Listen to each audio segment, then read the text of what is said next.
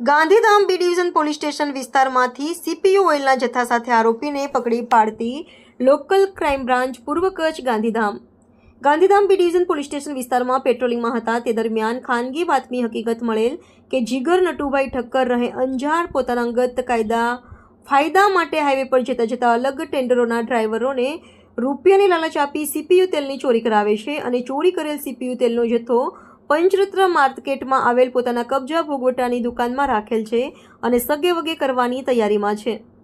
જેથી ઉપરોક્ત જગ્યાએ જઈ તપાસ કરતા પંચરત્ન કોમ્પ્લેક્સની બહાર એક આઈસર કન્ટેનર પડેલ જોવામાં આવેલ, જેમાં એક ઈસમ હાજર મળી આવતા જેને આ સીપીયુ તેલ બાબતે પૂછપરછ કરતા કોઈ આધાર પુરાવા ન હોય આ જથ્થો ચોરી કે છળ કપટથી મેળવી સંગ્રહ કરેલ હોવાનું જણાઈ આવતા આરોપીને પકડી પાડી ગાંધીધામ બી ડિવિઝન પોલીસ સ્ટેશનમાં શ્રી સરકાર તરફે ફરિયાદી આપી ગુનો દાખલ કરાવેલ છે અને આગળની કાર્યવાહી માટે ગાંધીધામ બી ડિવિઝન પોલીસ સ્ટેશનને સોંપવામાં આવેલ છે. પકડાયેલ આરોપીમાં બેદુર રહેમાન લાલો મોહમ્મદ ખાન, ઉંમર વર્ષ 25, રહે યુપી.